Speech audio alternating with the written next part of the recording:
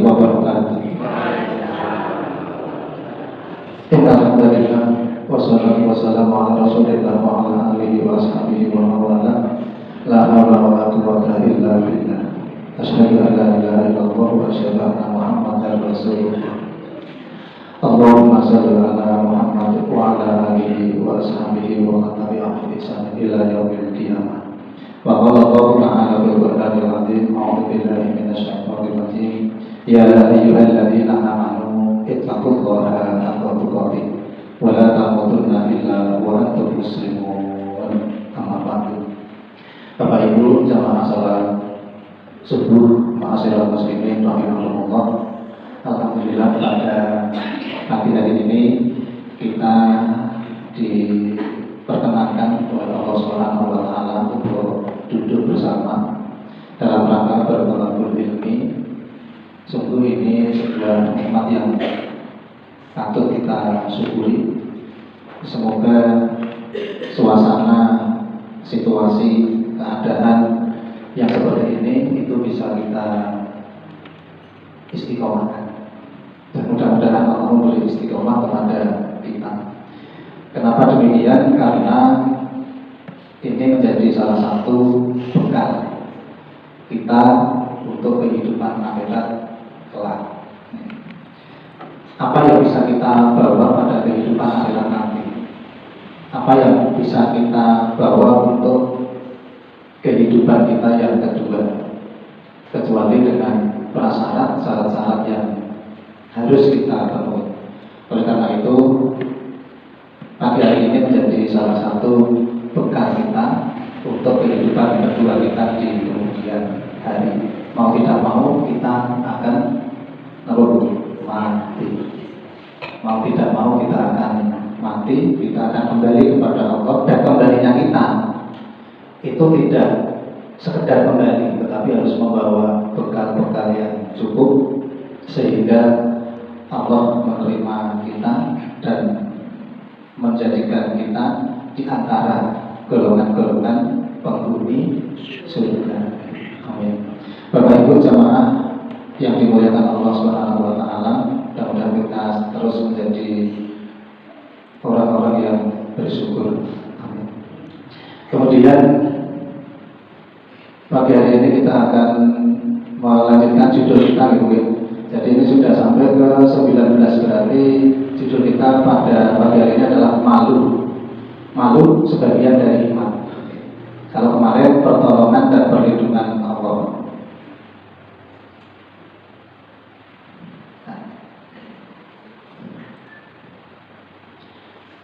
Malu sebagian dari iman. Kalau yang kemarin adalah pertolongan dan perlindungan Allah, di mana di dalam kesimpulannya Bapak Ibu bahwa segala sesuatu yang terjadi pada kita atau yang ada pada kita ini semuanya atas kuasa dan kehendak Allah Subhanahu wa taala. Coba kita lihat, kita review sebentar 4 perkara yang diajarkan oleh Rasulullah SAW kepada kita. Jagalah Allah, niscaya Allah menjagamu. Jadi kalau kita mau dijaga oleh Allah, Bapak Ibu, maka kita harus menjaga Allah. Apa yang dijaga? Apa yang harus kita jaga? Ya suasana seperti ini. Jadi kalau suasana seperti ini itu kita lakukan, artinya kita menjaga Allah. Kalau kita menjaga Allah, Dia akan menjagamu. Allah akan menjaga kita. Jadi kalau kita menjaga Allah, kita harus menjaga Allah. Kemudian jagalah Allah, niscaya Dia akan selalu berada di hadapanmu. Kalau kita menginginkan Allah selalu berada di hadapan kita, maka kita harus menjaga Allah. Ini. Kemudian mintalah pertolongan, mohonlah pertolongan kepada Allah. Mintalah kepada Allah jika kamu memohon pertolongan dan mohonlah pertolongan kepada Allah. Ketahuilah sesungguhnya jika suatu umat berkumpul, jadi kalau kita mau minta tolong kepada Allah, kalau mau mintalah kepada Allah. Kemudian sesungguhnya jika suatu umat berkumpul untuk mendatangkan manfaat kepada umat sesuatu, mereka tidak akan dapat memberikan manfaat sedikit kecuali apa yang telah ditetapkan oleh Allah. Jadi sesuatu yang baik dari kepada kita sesuatu yang menimpa kita yang tidak baik itu juga hanya karena Allah, semuanya atas izin Allah. Berarti Bapak Ibu, bahwa kehidupan kita ini harus dikembalikan dan muaranya hanya dari Allah Subhanahu wa Ta'ala. Tidak ada kebaikan kepada kita kecuali atas kehendak Allah. Tidak ada musibah kepada kita kecuali juga atas kehendak Allah. Maka kita kembalikan kepada Allah Subhanahu wa Ta'ala. Malu sebagian dari iman. Ini yang menjadi topik bahasan kita. Al-Hadis Al-Isrun, hadis ke-20. Bismillahirrahmanirrahim. An Nabi Mas'udin Robbata Ni Amrin Al-Ansari Al-Badri radhiyallahu anhu qala Rasulullah sallallahu alaihi wasallam, inna sesungguhnya mimma dari apa adroka yang diketahui anas manusia min dari kalami perkataan an-nubuwah kenabian. Al-ula yang pertama yaitu idza lam tastahi fasna ma syi'ta. Jikalau kamu, jika lam tidak, lam itu bisa diartikan tidak atau belum. Tastahi malu fasna maka berbuatlah masyi'ta sekehendakmu sendiri. Jadi kalau kita ini enggak punya malu, ya sudah berbuatlah sekehendakmu. Bapak Ibu yang dirahmati Allah, jadi tema utamanya adalah malu. Bahwa malu ini sebagian dari iman. Berarti orang yang beriman harus punya rasa malu. Intinya itu. Tanyakan kepada diri kita masing-masing, apakah kita punya rasa malu atau tidak, atau hanya setengah kita punya rasa malu. Hendaknya seorang mukmin atau orang yang beriman ini memiliki rasa malu. Malu kalau tidak rutin ngaji umpamanya, atau malu kalau tidak mau hadir di majelis, malu kalau sholatnya tidak dengar, malu kalau yang laki-laki mungkin sholatnya tidak pernah di masjid. Nah, itu mestinya harus punya rasa malu.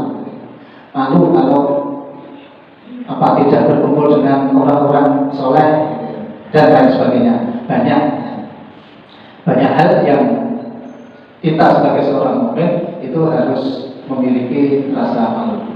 Jadi ketika kita seorang mukmin memiliki rasa malu, maka mereka akan menjadi orang-orang mukmin yang sesungguhnya. Tetapi kalau orang mukmin kok nggak punya malu lah ini, nggak ngaji ya biasa, nggak baca Quran ya biasa, nggak sholat ya biasa, nggak puasa ya biasa, artinya nggak punya rasa gitu ya, nggak punya rasa malu atau sentuhan hati ini. Jadi tidak bertolak berilmu itu ya sudah biasa saja. Tidak berkumpul dengan kawan-kawan ya sudah, itu sesuatu yang biasa. Nah, jangan sampai seperti ini. Maka hendaklah yang diajarkan oleh Rasulullah SAW ini bagaimana kita memiliki rasa malu atau izin. Dari Abu Mas'ud Uqbah bin Amr Al-Ansari Al-Badri radhiyallahu anhu, dia berkata, Rasulullah SAW bersabda, sesungguhnya ungkapan yang telah dikenal orang-orang dari ucapan Nabi terdahulu adalah, jika engkau tidak malu, perbuatlah apa yang engkau suka. Jadi apa nasihat para Nabi terdahulu? Apa ucapan-ucapan yang terlontar dari para Nabi terdahulu? Ucapan itu tidak lain adalah, milikilah kamu orang-orang yang beriman rasa malu. Jadi kita diperintahkan oleh Rasulullah agar memiliki rasa malu. Kalau tidak, maka hancurlah keimanan kita, hancurlah keislaman kita, hancurlah akhlak kita. Jadi salah satu dasar seseorang itu bisa berakhlak yang baik itu karena punya rasa malu. Karena dia punya rasa malu, maka dia bisa berakhlak, beradab, beretika yang baik. Itu jadi nasihat Rasulullah bahwa kita hendaknya memiliki rasa malu. Rasa malu itu penyebab daripada kuatnya iman, kuat kuatnya Islam, baiknya akhlak. Sebaliknya, itu ketika seorang mukmin tidak memiliki rasa malu, maka rusaklah imannya, rusaklah Islamnya, tidak baiklah akhlaknya. Yang pertama, malu merupakan tema yang telah disepakati oleh para nabi dan tidak terhapus ajarannya. Jadi para nabi, tidak hanya dari Nabi Adam, tetapi sampai dengan Nabi Muhammad SAW dan para nabi-nabi yang lain itu menyepakati. Jadi sepakat, setuju kalau seorang mukmin itu harus punya rasa malu.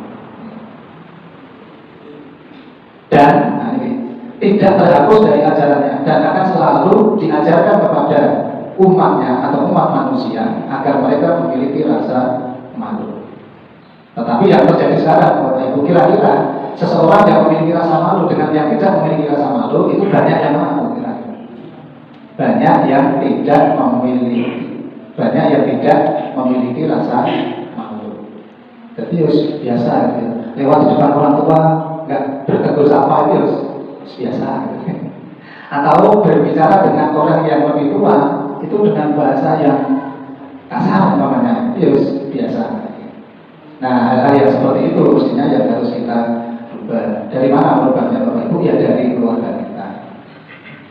Jadi kalau ada anak-anak kita kok dirasa kurang sopan dengan bapaknya, dengan ibunya, dengan orang tuanya, itu hendaknya bisa ditegur. Kata gitu, Pak. Ada anak kok tidak bosok sama orang tuanya. Nah, ini kalau bisa diingatkan. Atau kemungkinan ada anak kita berjalan di depan kita, ini lari begitu saja tanpa basa-basi. Atau mungkin ada anak kita bertingkah laku. Contohnya ada makanan di depan kita atau di tempat pertemuan gitu ya. Kemudian ada anak kecil, ya meskipun anak kecil ya. Anak kecil itu memang tidak bisa dipersalahkan ibaratnya gitu. Tetapi paling tidak kita mengingatkan seandainya anak itu berjalan di atas makanan gitu ya. Jadi ada makanan kacang dilompati, roti dilompati, ada apa lagi Bu? Semangka dilompati. Nah, jadi kan nggak etis, nggak baik. Masak makanan dilompati gitu ya.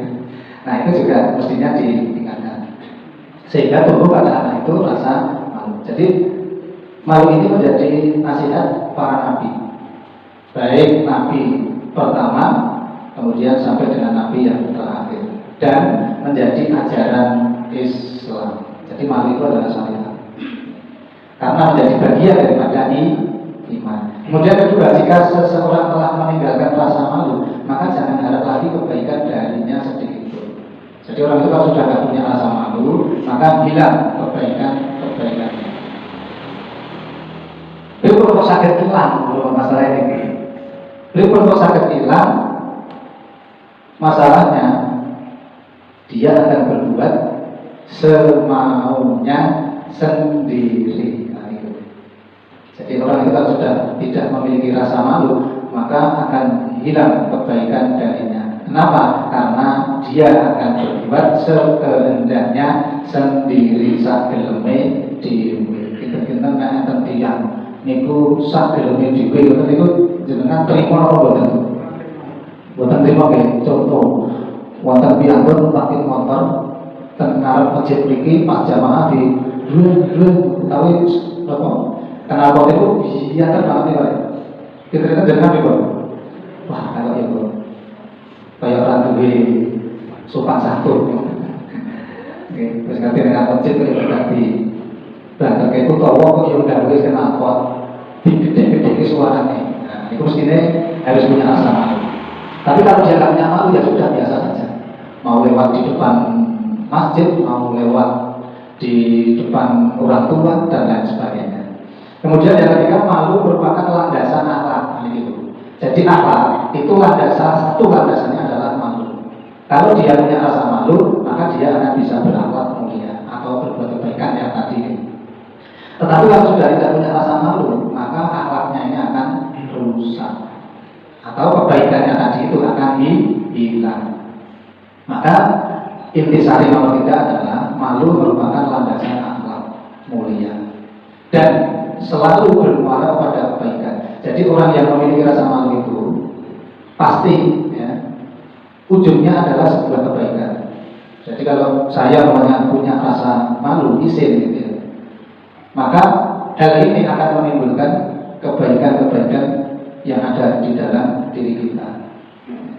Jadi malu itu menjadi sumber kebaikan. Siapa yang banyak malunya, lebih banyak kebaikannya. Jadi kalau dia punya rasa malu yang lebih banyak, maka kebaikannya juga akan banyak. Tapi kalau rasa malunya ini hanya setengah-setengah, maka kebaikannya juga hanya setengah. Apalagi sedikit, maka kebaikannya pun juga akan sedikit. Dan siapa yang sedikit rasa malunya, semakin sedikit kebaikannya. Jadi kalau rasa malu yang ada di dalam diri kita itu hanya kecil, hanya sedikit, maka sudah barang tentu kebaikan saya ini pasti akan kecil dan akan sedikit. Kenapa? Karena nggak punya rasa malu, nggak punya izin. Orang yang nggak punya izin mestinya akan berbuat semaunya sendiri. Nomor 4, rasa malu merupakan perilaku dan dapat dibentuk. Jadi bahwa rasa malu ini merupakan sebuah tindakan, perbuatan, perilaku dan dapat dibentuk. Jadi bagaimana supaya anak-anak kita ini punya rasa malu? Ya diberikan pengetahuan, diberikan nasihat, diberikan arahan, diberikan bimbingan. Kalau salah ya diingatkan. Nah kalau itu selalu kita lakukan kepada anak-anak kita, maka insya Allah anak-anak kita akan izin gitu ya. Izin, oh iya, saya tidak boleh begini, tidak boleh begitu sama orang tua, karena memang itu sesuatu yang tidak baik. Maka lama-lama nanti akan bisa memiliki rasa izin tadi itu malu. Tetapi kalau dibiarkan, maka dia tidak akan tahu dan dia tidak akan sadar, dia tidak akan dan dia akan berbuat sekemauan sendiri. Jadi bisa dibentuk, Bapak Ibu. Jadi bisa dibentuk ini.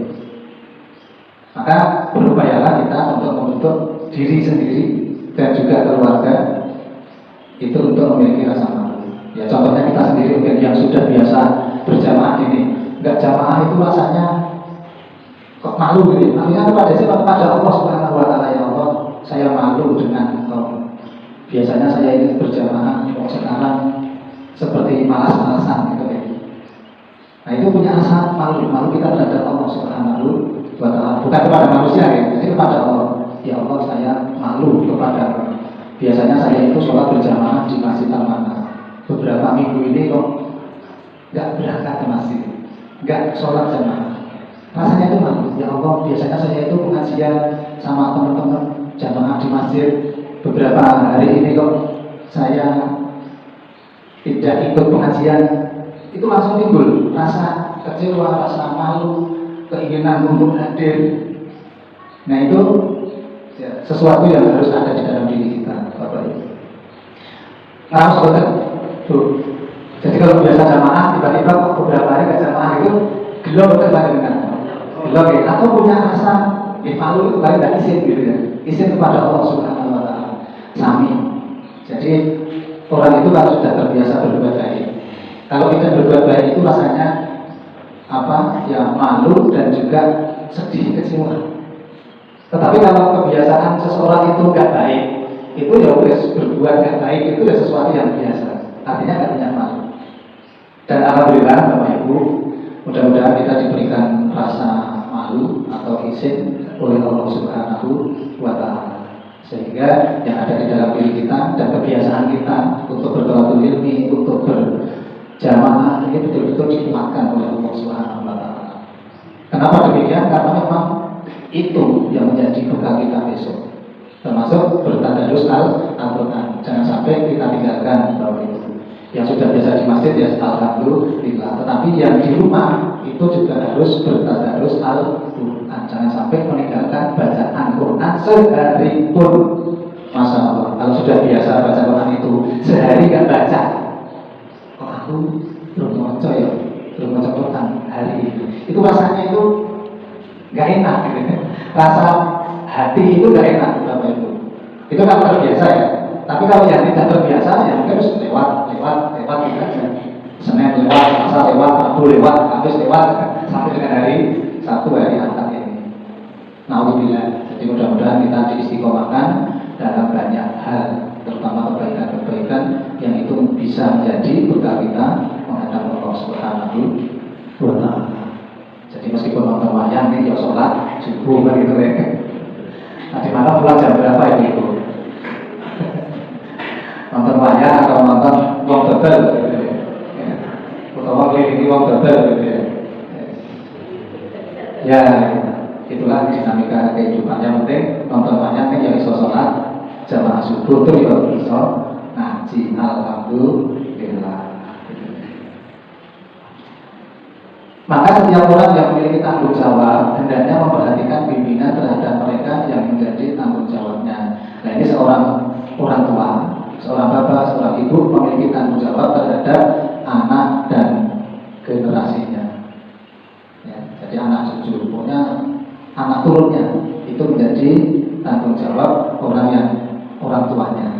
Oleh karena itu Bapak Ibu jangan pernah putus asa di dalam membimbing, mendidik, mengarahkan, menasihati anak. Memang anak dibuat ibu. Dan saya yakin ibu-ibu ini sudah paham betul cara mendidik anak. Memang anak itu ada yang manut, ada yang sedang, ada yang tidak manut, itu memang biasa. Memang begitulah Allah menciptakan manusia, supaya orang tuanya terus berpikir bagaimana ini caranya supaya saya bisa memberikan rasa malu pada anak saya. Kalau hanya mudah-mudah saja, orang tua enak-enak saja, kata gitu.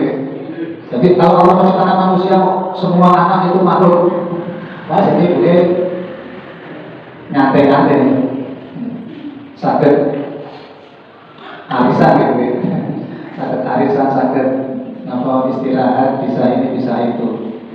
Maka Allah menciptakan anak itu tidak semudah yang kita bayangkan. Maka itu.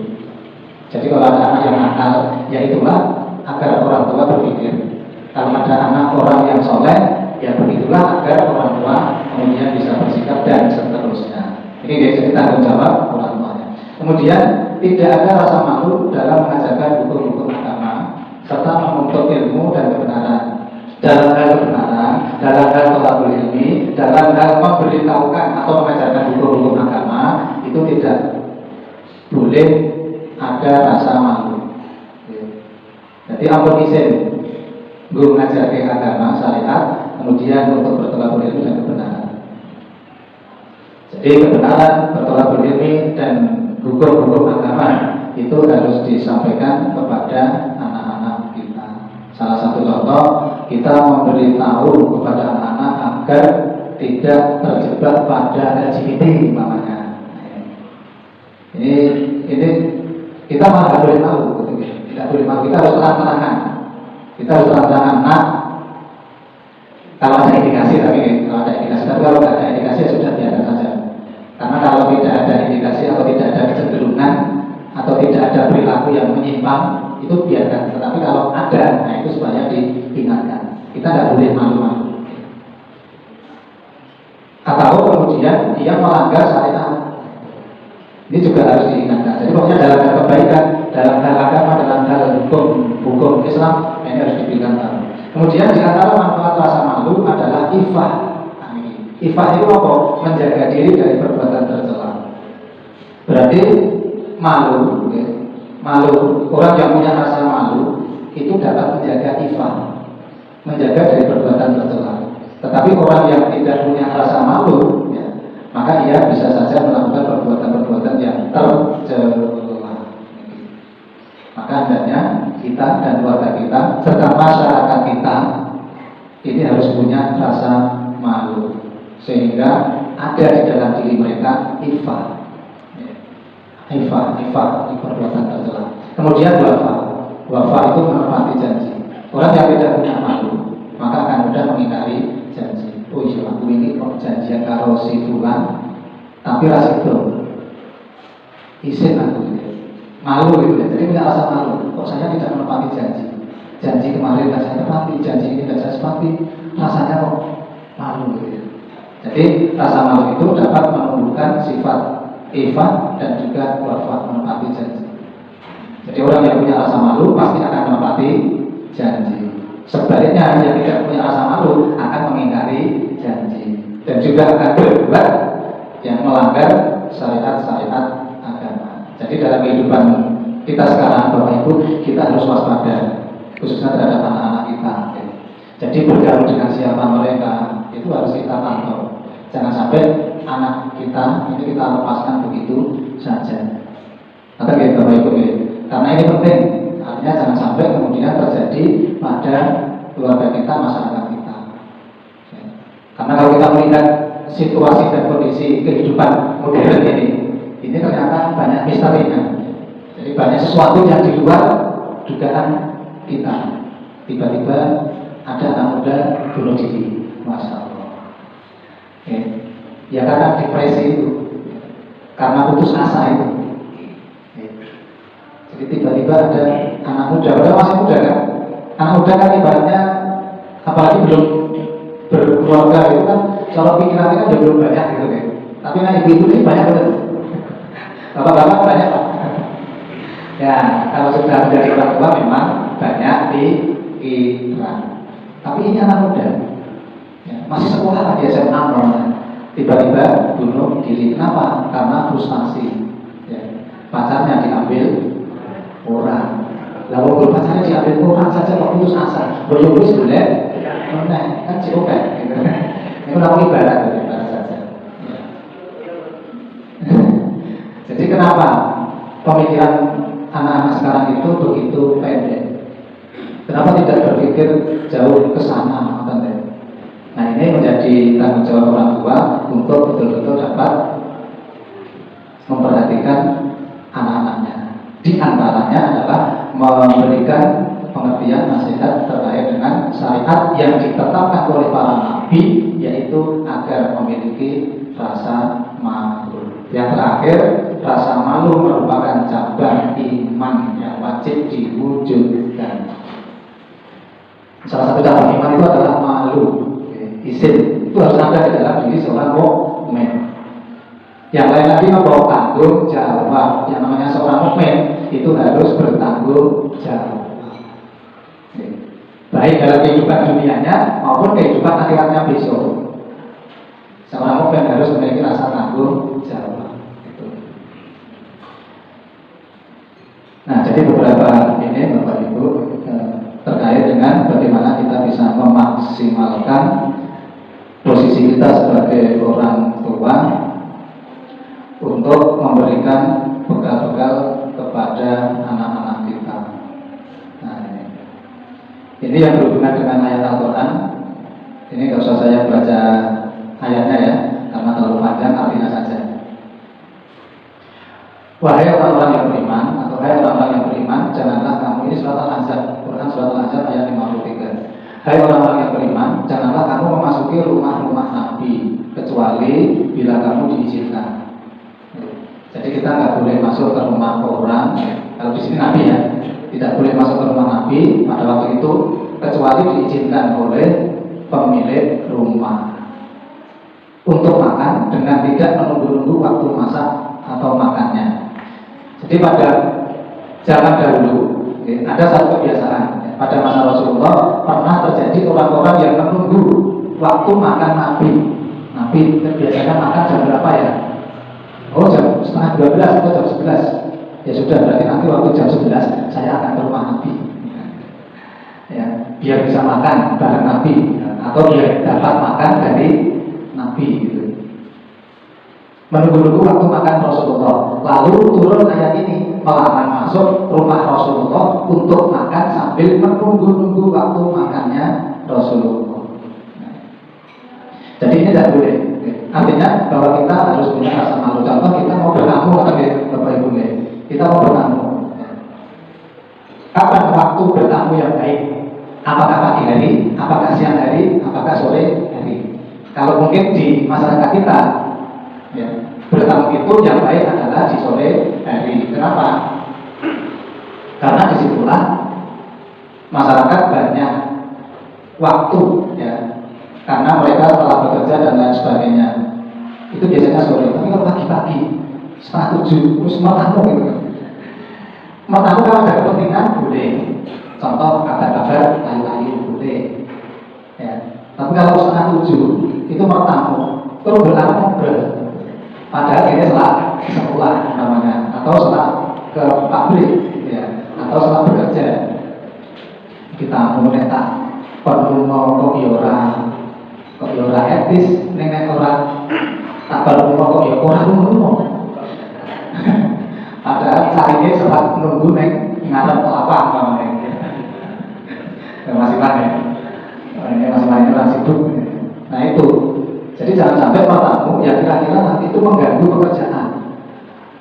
Atau kalau ibu-ibu kan masih ribut di belakang. Entah itu nyapu, entah itu cuci dan lain sebagainya.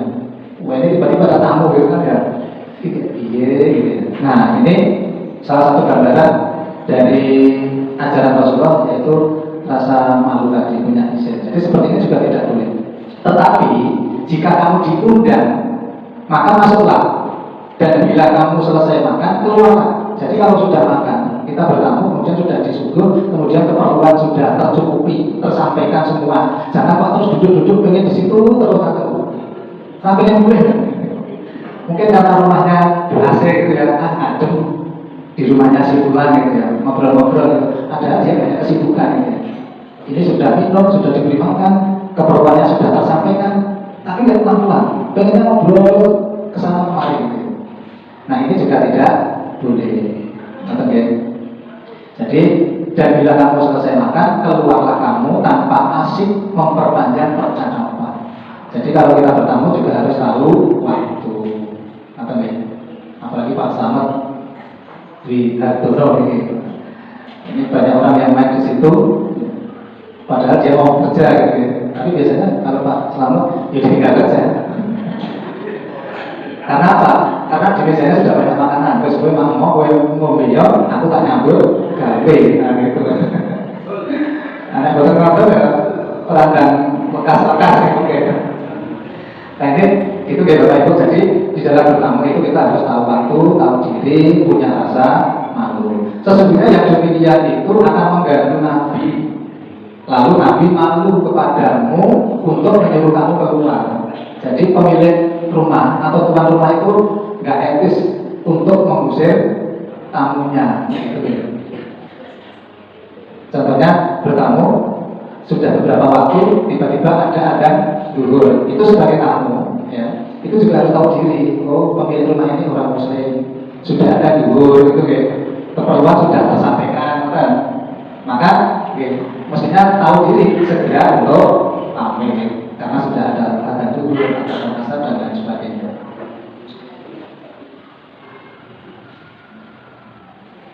Tanpa asik memperpanjang percakapan. Sesungguhnya yang demikian itu akan mengganggu Nabi, lalu Nabi malu kepada untuk menyuruh kamu keluar. Dan Allah tidak malu menerangkan yang benar. Jadi kalau memang harus diminta pulang, ya sudah harus diminta pulang. Contohnya mungkin kita bertamu, kemudian yang punya rumah itu ada anaknya sakit namanya. Lah ini tamu tidak pulang-pulang. Akhirnya saya harus ya ibarat kasarnya itu mengusir. Ya sudah, sampaikan kepada si tamu itu, minta maaf. Ini karena anak saya sakit dan harus periksa ke dokter, maka mohon maaf ini saya mau mengantar ke dokter dulu. Nah dengan bahasa itu mestinya ya si tamu harusnya meninggalkan tempat. Dan Allah tidak malu menerangkan yang benar. Jadi kalau yang benar itu syariat, Bapak Ibu ya harus diajarkan. Apabila kamu meminta sesuatu keperluan kepada mereka istri-istri Nabi, maka mintalah dari balik takbir. Jadi pada masa lalu, ya, itu ketika para sahabat itu kemudian ingin atau minta sesuatu ya, kepada istri Nabi ataupun ingin menyampaikan sesuatu kepada istri-istri Nabi itu mintalah dari balik takbir. Jadi ada hijab gitu, ada hijab. Artinya tidak boleh secara langsung. Kenapa? Karena ya bukan mahramnya itu. Maka mintalah dari balik takbir. Ya, artinya jangan sampai kemudian menimbulkan hal-hal yang kemudian mengganggu jiwa dan perasaan kita. Cara yang demikian itu lebih suci bagi hatimu dan hati mereka. Dan tidak boleh kamu menyakiti hati Rasulullah dan tidak pula memamiti istri-istrinya selama-lamanya sesudah ia wafat. Jadi menurut sejarah tampaknya memang tidak ada istri-istri Nabi yang dinikahi oleh orang lain setelah beliau wafat. Nanti kita bisa sejarah, betul ya? Saya kira tidak. Saya belum membaca atau belum mendengar. Sesungguhnya perbuatan itu adalah amat besar dosanya. Jadi segala hal yang diajarkan oleh Allah di dalam Quran surat Al-Ahzab ayat 53 ini hendaknya dilakukan dengan penuh ini, dengan syariat. Jadi memiliki rasa malu tadi itu. Karena kalau kita tidak punya rasa malu maka akan berbuat sekehendak kita sendiri. Mungkin ini dulu Bapak Ibu yang bisa kami sampaikan karena hari ini kebetulan bersamaan dengan musyawarah cabang yang waktunya ini akan diawalkan, maka harus hadir jam 7 supaya jam 8 sudah mulai dan nanti selesainya tidak terlalu sore. Mudah-mudahan nanti asar selesai, tapi kalau asar belum selesai ya sampai jam 5 gitu. Itu insya Allah akan kita lanjutkan besok pada hadis ke-21 yang pada kesimpulannya Bapak Ibu dari hadis Rasulullah SAW dan juga ayat yang telah Allah beritahukan kepada kita di dalam Quran surat Al-Ahzab ayat 53 hadis. Hendaknya kita dan warga kita serta masyarakat kita ini memiliki rasa malu, sehingga itu menjadi awal kebaikan kita, menjadi awal pahala-pahala kita. Jangan sampai hilang rasa malu dalam diri kita. Karena kalau hilang rasa malu dalam diri kita, maka itu menjadi awal musibah, awal bencana, awal kejahatan. Karena nggak punya malu, orang yang nggak punya malu, maka akan berbuat sekehendaknya sendiri. Ya, termasuk orang membunuh, orang mencuri, orang merampok, orang memutilasi, itu dia pasti nggak punya malu, ya, nggak punya malu. Maka dia berbuat sekehendaknya sendiri. Alhamdulillah, mudah-mudahan Allah Subhanahu wa taala memberikan rasa malu itu pada diri kita Bapak Ibu sehingga muncul kebaikan-kebaikan dari diri kita dan harapan kita Allah memberikan akhir dari kehidupan kita ini husnul khotimah. Allahumma rizqna husnul khotimah. Kita lakukan dengan pangapunten. Wassalamualaikum warahmatullahi wabarakatuh.